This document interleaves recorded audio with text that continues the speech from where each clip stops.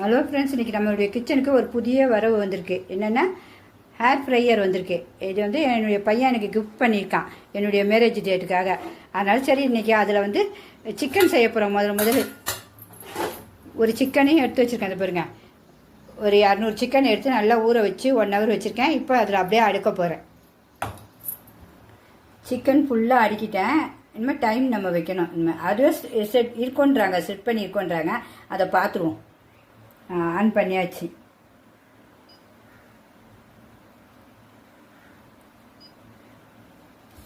இந்த பாருங்கள், கீழே பாருங்கள், அப்படியே உள்ளே வச்சுருக்கிறது தெரியுது சிக்கன். சூப்பராக இந்த லைட்டில். உங்களுக்கு இதை பற்றி யார் எப்படி இப்படி செய்வீங்களோ சொல்லுங்கள். அது கமெண்ட்டில் நாங்களும் அதை மாதிரி கற்றுக்குறோம். முடிஞ்சிருச்சு ஒரு சைடு. இப்போ அடுத்த சைடு நம்ம மாற்றி வச்சுருவோம். இப்போ மறுபடியும் மாற்றி வச்சுருக்கேன். வச்சு 10 நிமிஷம் அதுவாக ஆட்டோமேட்டிக்காக ஆஃப் ஆகிடும். இந்த எல்லாம் முடிஞ்சிருச்சு கரெக்டாக. இனிமேல் ஓப்பன் பண்ணி பார்ப்போம்.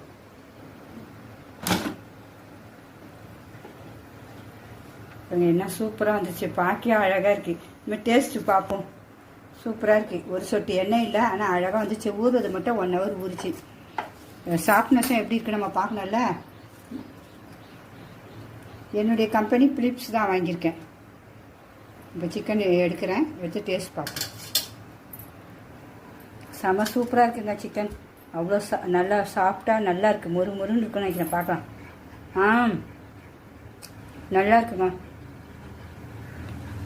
நம்ம பொரிக்கிறதுக்கும் இதுக்குமே வித்தியாசம் இருக்குது. நம்ம எண்ணெய் கடாயில் வைக்கிறதுக்கும் இதுக்கும் பிடிச்சிருந்தா நம்ம ஏர் ஃப்ரையரில் சிக்கன் எவ்வளோ சூப்பராக செஞ்சாச்சு. டேஸ்ட்டும் நல்லா இருந்துச்சுங்க. உண்மையாகவே நல்லா இருந்தது.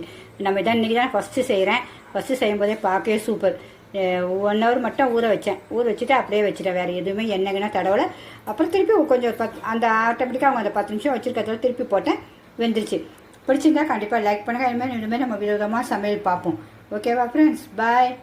நீங்களும் எல்லோரும் இந்த மாதிரியே வாங்கி இது மாதிரி செஞ்சு ரசித்து ருசித்து சாப்பிடுங்க. பாய்.